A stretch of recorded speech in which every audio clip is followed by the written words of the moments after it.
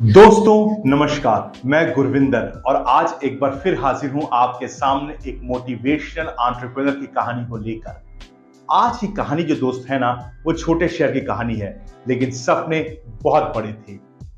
चलिए, आज मैं आपको जिसके बारे में बताने जा रहा हूं, उनका नाम है गुणवंत सिंह और वो फाउंडर हैं मोंगिया स्टील के। मोंगिया स्टील का नाम लेते ही आपके सामने एक दिमाग में एक चित्र उभरा होगा, जो है रॉड लेके ऐसे एक सरदार जी खड़े हुए हैं, मोंगिया स्टील। उनका नाम है गुणवंत सिंह और उनकी कहानी क्या है आज आपको ये बताऊंगा।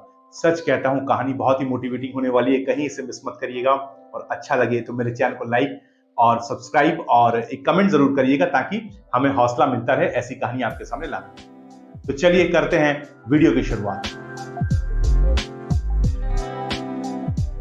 तो दोस्तों, गुणवंत सिंह, इनको हम सब ने टीवी पर या शहरों पर पोस्टर पर जरूर देखा होगा। ये हाथ में ऐसे रॉड लेके, टीएमटी का सरिया लेकर ऐसे खड़े होते हैं। आखिर गुणवंत सिंह हैं कौन, इनकी जर्नी क्या है, चलिए मैं आपको बताता हूं। तो गुणवंत सिंह रहने वाले हैं गिरिडीह के। अब गिरिडीह कहां पर है? गिरिडीह एक छोटा सा शहर है जो तकरीबन 180 किलोमीटर दूर, रांची से दूर स्थित है। अब यही गिरिडीह में गुणवंत सिंह जी का जन्म हुआ था। इनके पिता का नाम दलजीत सिंह था, जो अनडिवाइडेड पाकिस्तान, या कि जब पाकिस्तान का बंटवारा नहीं हुआ था तब भारत आ गए थे तकरीबन 1946 में, 1946 में। अब परिवार बेहद ही गरीब था, इसलिए जो उनके पिता थे दलजीत सिंह, उनको गुजारा करने के लिए एक कारपेंट्री का काम करना पड़ा, यानी एक बढ़ई मिस्त्री बनना पड़ा, जिसके लिए उन्हें रोज 2 पैसे मिलते थे। जी हाँ, 2 पैसे मिलते थे बढ़ई का काम करने में, कारपेंट्री का।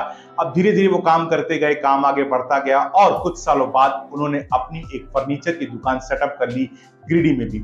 यहाँ दोनों बच्चे, गुणवंत सिंह और उनके जो बड़े भाई थे जिनका नाम था अमरजीत सिंह, वो भी बड़े हो रहे थे। अब एक बहुत ही मजे की बात बताता हूं दोस्तों, कि 31 अक्टूबर 1962 में गुणवंत सिंह जी का जन्म हुआ था और 31 अक्टूबर 1984 जब वो 22 साल के हुए, तब उसी दिन इंदिरा गांधी का एसेसिनेशन हुआ, उनकी हत्या उनके सुरक्षा गार्ड्स ने कर दी थी और तब 1984 के सिख दंगे स्टार्ट हुए थे। अब इनका रिलेशन क्या है मैं आपको ये भी बताता हूं। तो दोस्तों, धीरे धीरे इनके पिता का बिजनेस आगे बढ़ता चला गया और इनके पिता ने एक आयरन नेल यानी कील की फैक्ट्री सेटअप की गिरिडीह में भी। आयरन नेल्स जो बनते हैं ना दोस्तों, उसकी फैक्ट्री सेटअप की गिरिडीह में भी। अब दोनों भाई इसी का काम संभालते थे। यहाँ गुणवंत सिंह जी अपनी पढ़ाई कर रहे थे और तकरीबन 1982 में वो कॉलेज ड्रॉप आउट हो गए और अपने पिता का हाथ बटाने लगे कील की फैक्ट्री में। अब गुणवंत सिंह जी खुद बताते हैं कि वो आयरन नेल्स की बड़ी बड़ी जो बैग्स होते हैं, जो उनके जूट बैग्स होते हैं, उसे लेकर स्कूटर पे रखकर वो 250 किलो 300 किलो का जो बैग होता था उसे स्कूटर पर रखकर 50-60 किलोमीटर तक ट्रैवल करते थे। लोगों को वो कील बेचते थे, लेकिन ऐसी हालात में कील्स उनके हाथ में गड़ जाती थी, पैरों में गड़ जाती थी, बहुत दर्द होता था, लेकिन वो हार नहीं मानते थे और अपना बिजनेस यूं ही जारी रखते थे। दोस्तों, वो कील्स, इतनी भारी कील्स लेकर वो चलते रहते थे। अब जब आयरन नील्स की फैक्ट्री चल रही थी, अब भाई अमरजीत सिंह जी बड़े हो गए थे। अब ऐसा लगा दोनों भाइयों को कि कुछ और एक्सपैंड करना चाहिए और उन्होंने 1980 के दशक में ही रोलिंग मिल बैठाई गिरिडीह में। ये तकरीबन 1.12 एकड़ के इलाके में उन्होंने अपनी एक रोलिंग मिल बनाई, जहां पर वो रोलिंग मिल का बिजनेस उन्होंने स्टार्ट किया। अब 1984, जो बात मैं आपको कर रहा था, 31 अक्टूबर 1984 जब गुणवंत सिंह जी 22 साल के थे, उसी दिन एंटी सिख राइट स्टार्ट हो गए, जिसमें उनकी रोलिंग मिल की फैक्ट्री को गिरिडीह में पूरी तरीके से जला दिया गया। पूरी फैक्ट्री बर्बाद हो गई। हालात तो इतने खराब थे कि इन लोगों को अपने घर में 3 से 4 दिन तक बंद रहना पड़ा। ये बाहर निकल भी नहीं पाए क्योंकि हालात बहुत ज्यादा बदतर थे और फैक्ट्री पूरी बर्बाद हो चुकी थी। इन्हें अपने जान का डर था। पूरा परिवार घर में बंद रहा और पूरा बिजनेस खत्म हो गया। ये परिवार एक बार फिर स्क्वायर वन, यानी जहां से शुरू हुआ था वहां से आ गया। फिर दोनों भाई, पिता ने बहुत मेहनत की और 1988 आते आते रोलिंग मिल को फिर से एक बार सेटअप कर लिया और प्रोडक्शन तकरीबन 7 से 8 टन हो चुका था। यहाँ जो कील्स की फैक्ट्री थी, आयरन नेल्स की फैक्ट्री थी, वो भी चल रही थी। अब धीरे धीरे बिजनेस एक्सपैंड हुआ, लेकिन 2000 आते आते एक और झटका लगा गुणवंत सिंह जी को, जब इनके बड़े भाई अमरजीत सिंह जी अपने पूरा बिजनेस, अपना साम्राज्य समेट कर सेपरेट होकर बंटवारा किया और 2000 में वो आसाम चले गए।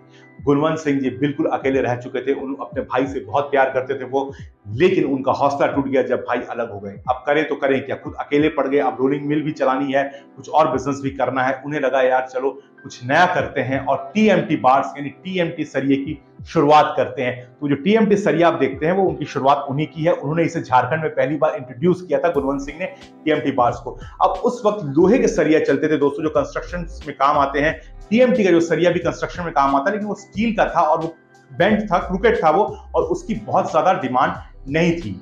अब टीएमटी का फुल फॉर्म क्या है? टीएमटी का full form thermo mechanical treatment यानी टीएमटी सरिया। टीएमटी जो स्टील से बना हुआ रॉड है।